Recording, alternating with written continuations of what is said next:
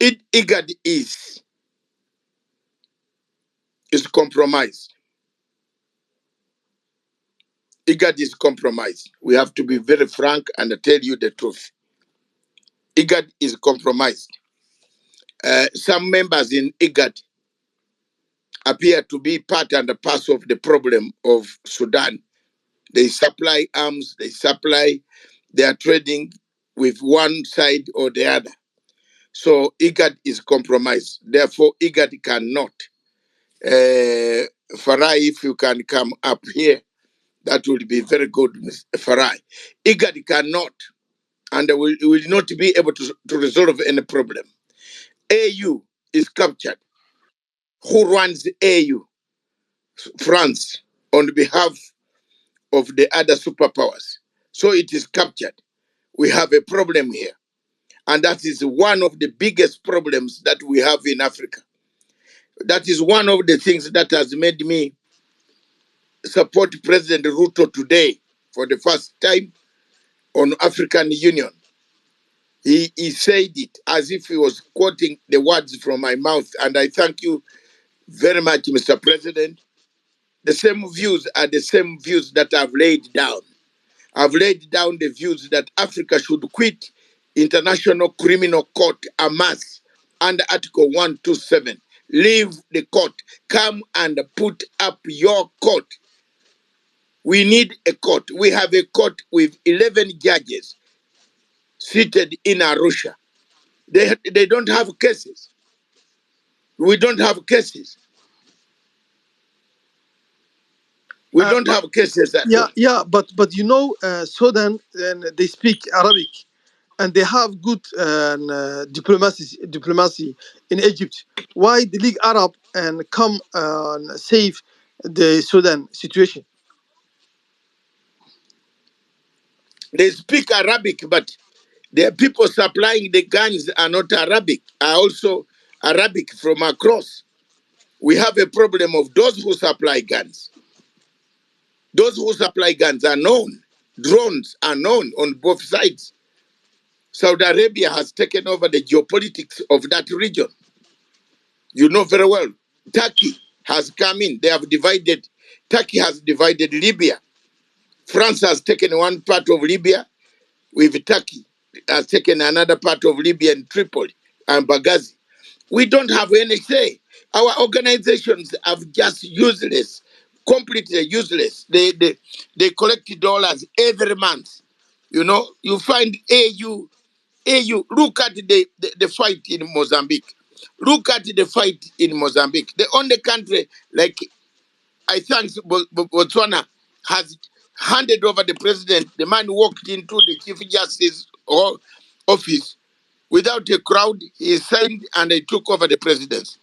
That's the type of thing we want. If we want the type of democracy that we are looking for in Africa, let's have that type of democracy.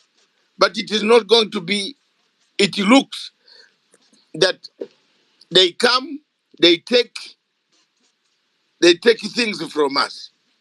America sanctions you, then America tells you to go and buy gold from that same country. If you see the number of planes that land in Zimbabwe, that land in this Sudan, that go in Chad, if you're waiting for gold that is coming out of Sudan, you can tell the world that we are in big trouble. And who is buying this? United Arab Emirates. And who is the United Arab Emirates? A friend of USA. That's it.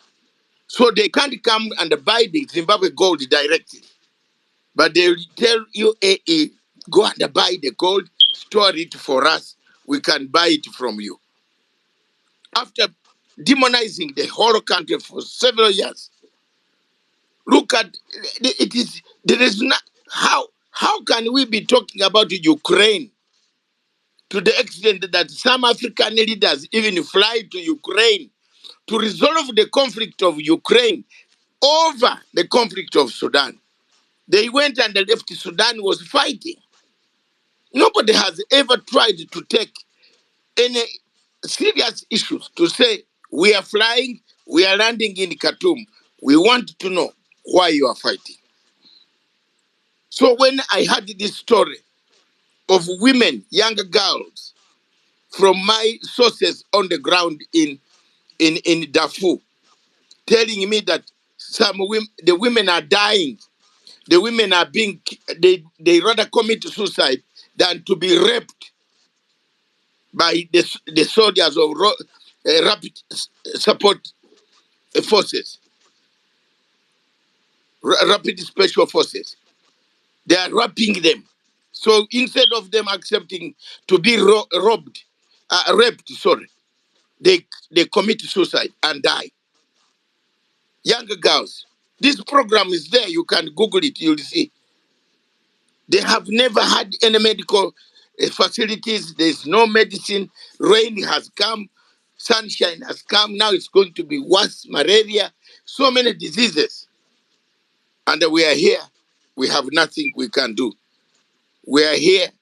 We are busy looking for soft places of discussion of Mozambique, or we are discussing Botswana, we are discussing how to remove people. This. So, ladies and gentlemen, that is where we have a problem. IGAD, as Hussein has said,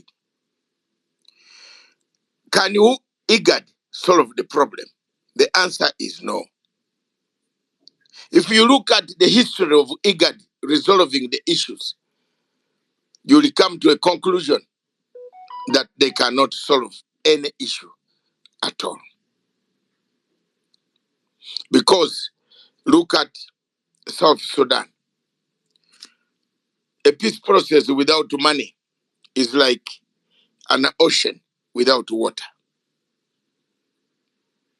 If there is no money, the soldiers that were put in cantonment areas, the soldiers who were put in those in surrendering grounds, you know what? They have disappeared with the guns and gone back to form other militias. So we have a problem here.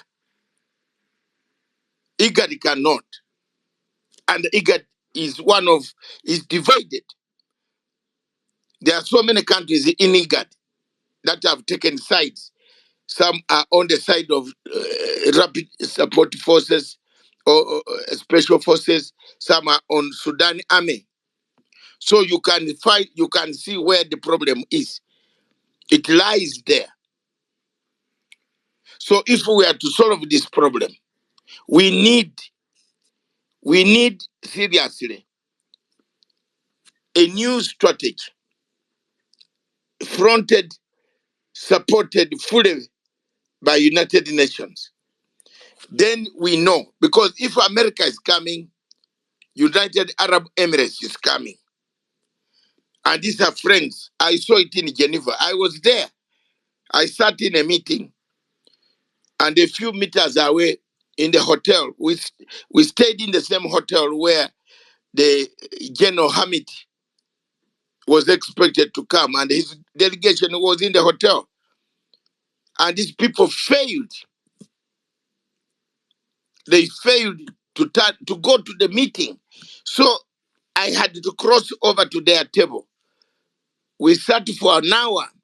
I had to convince them for an hour or so. Since you are here, just come and attend and tell us exactly what is on the ground. Finally, the second day, they agreed to cross over and go to the meeting. But, ladies and gentlemen, what then do we do to bring peace in that region?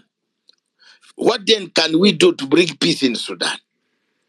The effects of Sudan having a war are many.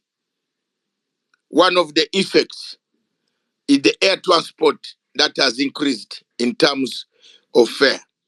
Because for you to go to London or to any Europe, you have to even now, the other eastern route of Jeddah, via Jeddah, when you are coming back, there are so many missiles passing around there, Yemen.